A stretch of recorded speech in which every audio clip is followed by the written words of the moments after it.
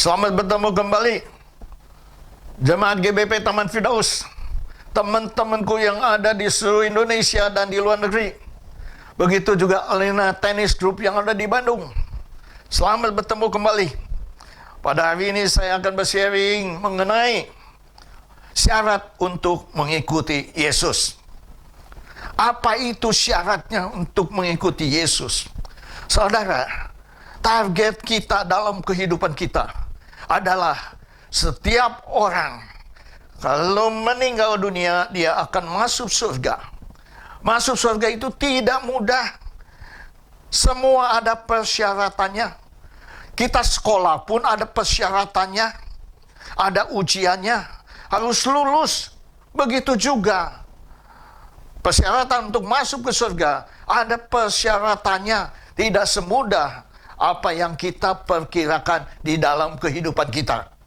Kalau kita ingin makan makanan yang enak di restoran, antrinya panjang. Tapi kalau kita ingin makan makanan yang biasa, kosong saudara, tinggal pilih saudara mau antri makanan enak atau tidak, asal makan kenyang saja, tergantung saudara. Jadi masuk surga itu ada harga yang harus dibayar saudara. Jalannya sempit, pintunya sesak. Tidak semua orang dapat mendekatinya. Maka itu, apa itu persyaratannya? Katanya kepada mereka semua. Lukas 9 ayat 23. Siapa yang mau mengikuti aku, setiap orang yang mau mengikuti aku, ya harus menyangkal diri, memikul salibnya setiap hari, dan mengikuti aku. 3 persyaratan. 1, menyangkal diri. 2, memikul salib setiap hari. 3 adalah mengikuti aku. Itu persyaratannya. Menyangkal diri. Apa itu menyangkal diri? Menyangkal diri ada 2 positif dan ada 2 pengertian. 1 positif, 1 negatif. Negatifnya, saudara, menyangkal itu mengingkari, tidak mengakui, membantah apa yang kita bantah. Contoh, Petrus, pada satu hari Yesus berkata kepada Petrus, pada malam hari ini, sebelum ayam berkokok 3 kali, engkau sudah menyangkal aku. Itu negatifnya. Menyangkal aku sebelum ayam berkokok. Di mana adanya? Matius 26 ayat 34, 35. 35 mengatakan, Petrus mengatakan, sekalipun aku mati bersama-sama dengan engkau, aku tidak akan menyangkal engkau. Bayangkan, luar biasa enggak? Itu murid Yesus. Tetapi di ayat 69 sampai 75, setelah Yesus ditangkap, di halaman ada hamba perempuan menanyakan kepada Petrus, kamu pasti rombongan dari Yesus dari Galilea. Petrus jawabnya apa? Aku tidak tahu apa yang kau maksud. Bayangkan, aku tidak tahu apa yang kau maksud. Waktu di pintu gerbang ada seorang hamba yang lain mengatakan juga kepada dia, kamu pasti bersama-sama dengan dia, yaitu Yesus dari Nazaret. Ditambahkan Petrus mengatakan, aku bersumpah, aku tidak mengenal orang itu, saudara. Waktu di luar, orang-orang banyak berkata kepada orang itu, ya katakan, orang ini bersama-sama dengan Yesus. Nyata dari bahasanya. Apa yang katakan Petrus? Petrus mengatakan, dia mengutuki dan bersumpah. Bayangkan aja, ditambahkan lagi, mengutuki dan bersumpah, aku tidak mengenal orang itu. Waktu itulah ayam berkokok. Setelah dia 3 kali ayam berkokok. Dan dia ingat kata-kata Yesus. Dan dia menangis sedih. Bayangkan, mulut kita gampang berjanji, sumpah, berani mati, saudara, demi Tuhan. Ingat baik-baik, saudara.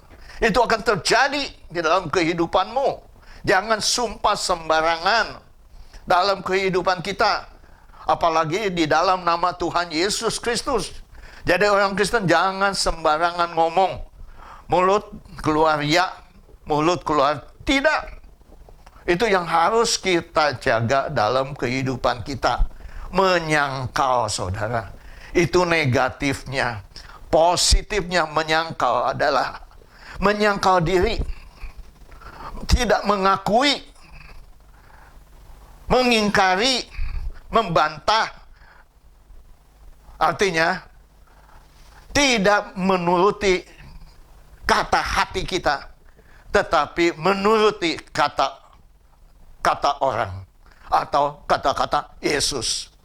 Tidak menuruti kehendak hati, tidak menuruti kehendak kemauan, tidak menuruti rencana sendiri, tetapi rencana orang lain.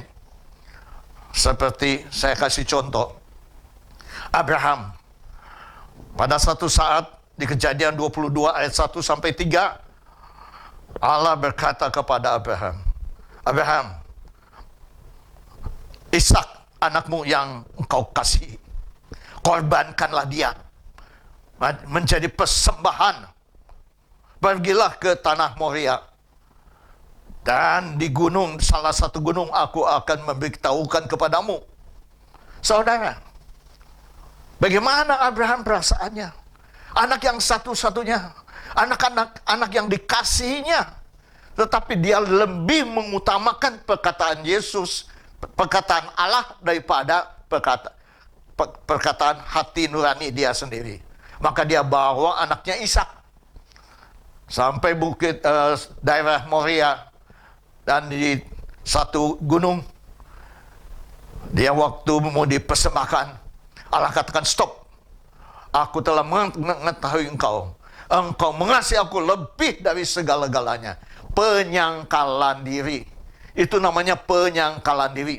Bukan kehendak diri kita sendiri kita lakukan, tetapi kehendak Allah yang lebih diutamakan dalam kehidupan kita. Itu menyangkal diri. Bagaimana dengan kita sekarang?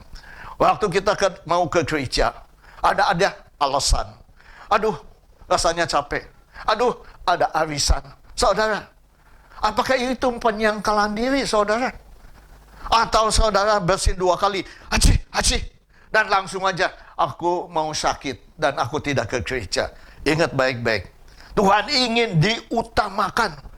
Maka Tuhan memerintahkan, kasihlah Allah dengan segenap hati, segenap jiwa, segenap kekuatan, segenap akal budi. Namanya 100%.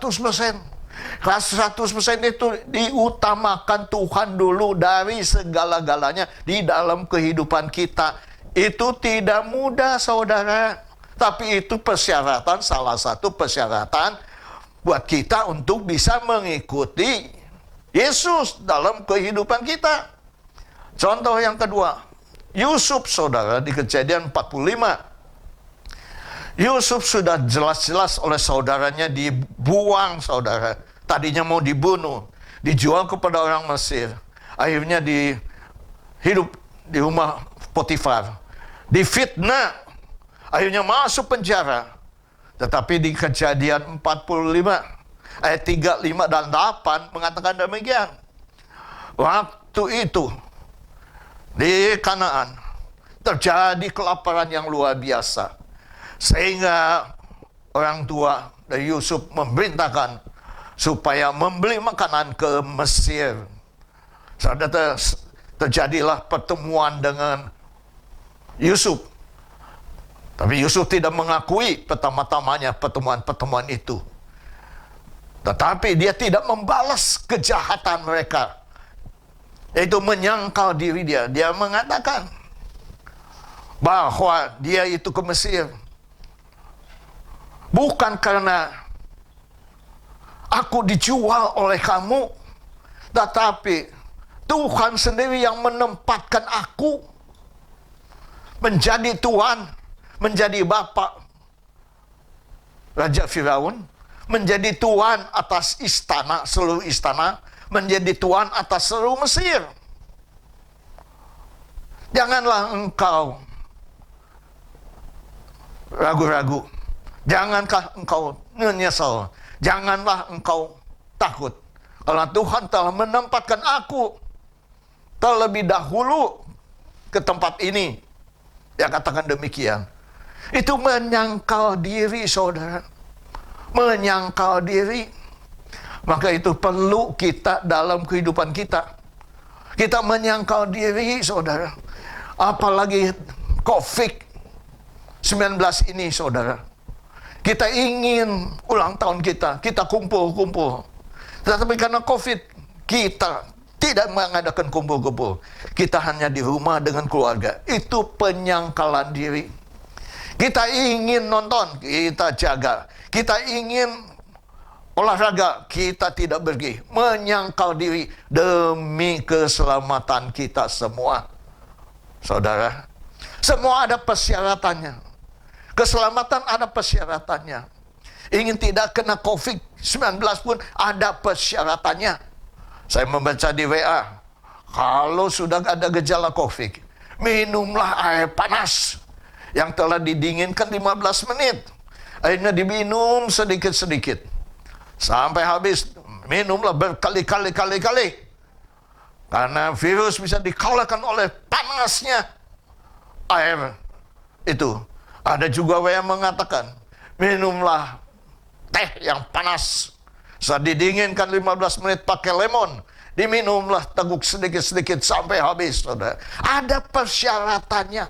Semua ada persyaratannya, saudara. Ingat baik-baik tuh. Kalau kita tidak menyangkalkan diri, kita tidak menyangkal diri. Yesus mengatakan, ini kita tidak layak. Bayangkan aja, kita tidak layak. Kalau kita tidak menyangkal diri, kita tidak layak mengikuti Yesus.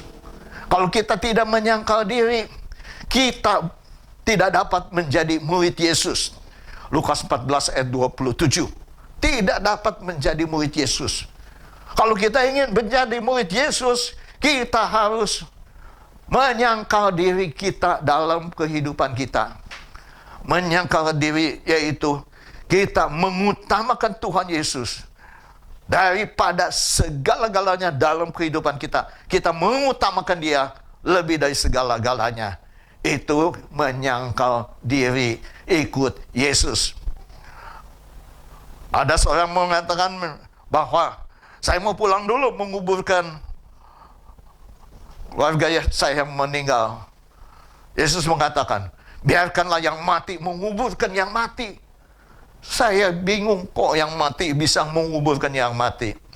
Mungkin menurut pemikiran saya, orang mati nggak perlu kita yang harus ngikut Yesus kita tinggalkan. Lebih penting untuk menguburkan yang mati. Biarkanlah yang mati ada yang mengurusi orang-orang yang tidak rohani, yang tidak mengenal Tuhan, yang akan menguburkan mereka. Itu menurut saya pengertiannya. Jadi yang utamakannya adalah Tuhan Yesus dengan tidak ada alasan-alasan apapun juga mengiringi Tuhan. Yaitu firman Tuhan yang kita baca, kita taati, kita patuhi. Itulah yang Tuhan inginkan di dalam kehidupan kita. Menyangkal diri, mengikut Yesus. Keduanya adalah memikul salib setiap hari. Salib adalah lambang. Di Romawi itu lambang penghukuman. Punishment, penghukuman. Penyiksaan. Penderitaan. Itulah lambang untuk orang-orang yang jahat. Mereka akan disalib. Menderita luar biasa, saudara. Salib itu lambangnya. Sebetulnya salib adalah untuk orang-orang jahat. Tetapi puji Tuhan, salib, Yesus disalib bukan orang jahat. Tetapi Yesus disalib supaya apa? Satu, supaya kita ini didamaikan dengan Allah. Tirai itu terpecah dua, dari atas sampai bawah. Yang tadinya kita dah pisah dengan Allah waktu di Taman Eden karena pemberontakan Hawa, maka itu menjadi satu kembali sehingga kita bisa hubungan kembali dengan Allah. Efesus 2 ayat 16. Berdamai dengan Allah, menjadi satu dengan Allah di dalam salib dan melenyapkan segala perseteruan pada salib itu. Jadi didamaikan dengan salib. Luar biasa, saudara. Salib itu juga menghapus dosa kita. Salib itu menghapus dosa-dosa kita. Ibrani 9 ayat 26. Salib itu menghapus dosa-dosa kita. Manusia itu semua berbuat dosa. Semua manusia telah hilang kemuliaannya. Tidak ada satupun yang benar. Itu firman Tuhan. Maka itu perlu kita dihapuskan dosa. Dengan kematian, pengorbanan Yesus Kristus, dosa kita yang numpuk itu dihapuskan. Luar biasa, saudara. Kita dikuduskan. Ibrani 10 ayat 18. Kita dikuduskan. Yang tadinya kudus jadi kudus, saudara. Dan kudus untuk selama-lamanya, saudara. Dan kita diampuni, saudara. Bukan dikuduskan aja, kita pun diampuni. Dosa kita diampuni. Dan juga kita diberikan keselamatan. Ibrani 10 ayat 28. Kita diberikan keselamatan. Itulah maknanya pengorbanan Yesus Kristus. Memikul salib di sini adalah penderitaan. Yesus ingin kita supaya kita mengiringi Yesus walaupun menderita. Walaupun kita dianiaya, walaupun kita dihina, walaupun kita dipukul, dicaci. Seperti Paulus, saudara. Waktu dia bertobat dan menginjil, dia disiksa luar biasa. Disesat 40 kali kurang 1. 3 kali, saudara, didera. 1 kali dilempari batu, saudara. 3 kali mengalami karam. Kapal karam. 1 kali terapung-apung di laut semalam suntuk, saudara. Banyak sekali penderitaannya. Dikejar oleh penyamun. Dikejar dengan maut. Bahaya oleh orang-orang Yahudi. Bahaya oleh orang-orang yang bukan Yahudi. Bahaya oleh orang-orang yang nabi palsu. Saudara, bayangkan. Lebih banyak menderita. Lebih banyak di penjara. Bayangkan. Dan juga dia pernah puasa, nggak makan. Kedinginan. Dan tidak berpakaian. Itu Paulus. Harga yang dibayar mengikuti Yesus, saudara. Itu yang Tuhan inginkan. Bahwa kita sekali Yesus, tetap Yesus. Sehingga kita akan mencapai untuk masuk di dalam kekekalan. Karena jalan satu-satunya adalah melalui Yesus Kristus. Yang ketiga adalah mengiringi. Mengiringi itu mengikuti penganiayaan, saudara. Saudara tahu penganiayaan. Orang ikut Yesus itu banyak yang dianiaya. Ada yang masuk penjara 3 tahun. Ada yang masuk penjara 6 tahun karena nama Yesus, saudara. Ada juga, saudara, yang saya masih ingat 1 kali. Seorang gadis dibaptis di gereja saya. Setelah pulang, dia digebukin oleh orang tuanya karena dibaptis. Bukan ke nightclub, bukan ke disco, bukan pulang jam 1, bukan. Karena dibaptis, digebukin, saudara. penyangkalan diri, saudara. Bahkan di India, saudara, anak gadis menerima Tuhan Yesus, percaya kepada Tuhan Yesus, datang ke gereja, pulangnya, saudara, bukan digebuki, dibakar, saudara. Dibakar sampai mati. Itu harganya mengikuti Yesus, saudara. Bayangkan saja, harganya luar biasa. Puji Tuhan, kita tidak mengalami itu. Kita mengalami pandemi 19 ini, kita sudah mengeluh. Sudah bosan rasanya. Kok hidup begini, begini saja. Ingat, engkau masih hidup. Engkau masih sehat. Banyak orang yang terkena COVID, mereka mengeluh. Ingat baik-baik. Ada kata-kata mutiara yang bagus menurut saya. Bahwa ada dua hal yang perlu kita hayati. Untuk supaya kita hidup menjadi lebih indah. Hidup lebih bahagia. Apa itu dua hal yang perlu kita perhatikan? Adalah satu, kesabaran. Penyangkalan diri ada hubungan dengan kesabaran. Kita mau marah, kita sabar. Menyangkal diri. Kita memukul, kita sabar. Kita tidak memukul. Kita ingin maki-maki orang, kita sabar. Kita tidak maki-maki orang. Bayangkan, itu ada hubungan dengan penyangkalan diri, saudara. Saudara, dalam rumah tangga, suami istri, pasti ada pertengkaran. Apalagi sudah punya mantu. Apalagi semua anak. Kadang-kadang anak dengan orang tua aja tidak cocok. Apalagi dengan mantu. Tetapi dengan kesabaran, saudara, dengan kasih daripada Tuhan, saudara hidup sabar menjadi seperti emas. Yang kedua adalah uang. Dulu orang tua ingin mewariskan uang kepada anak cucunya semuanya.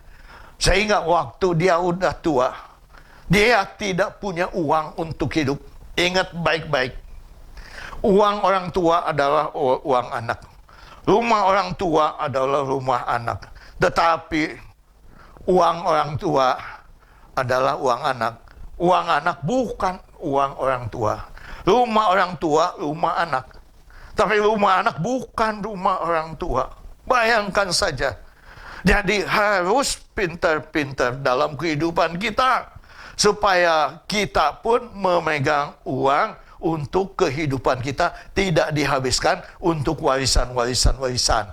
Menurut saya kata-kata mutiara ini bagus sekali untuk kita.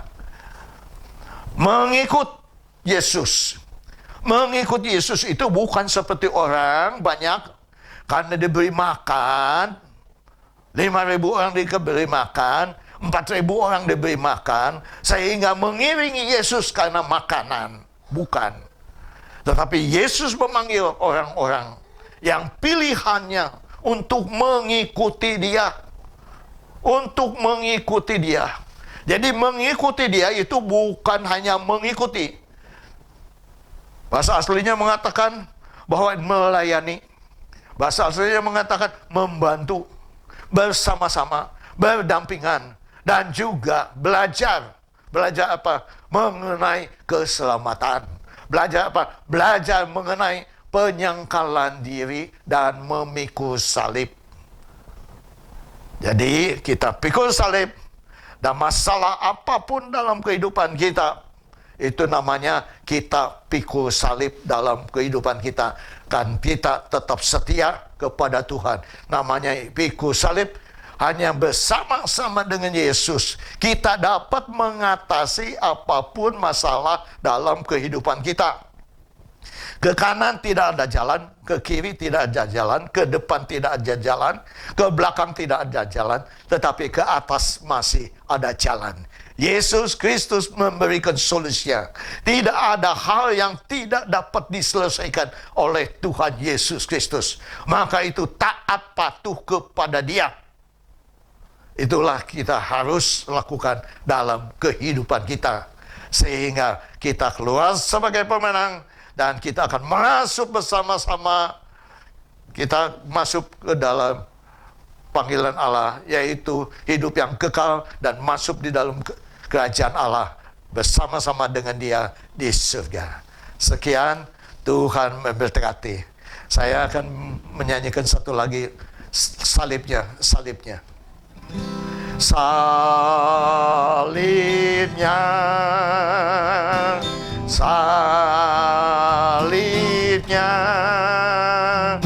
selama mulia dosaku disucikan oleh darah Yesus.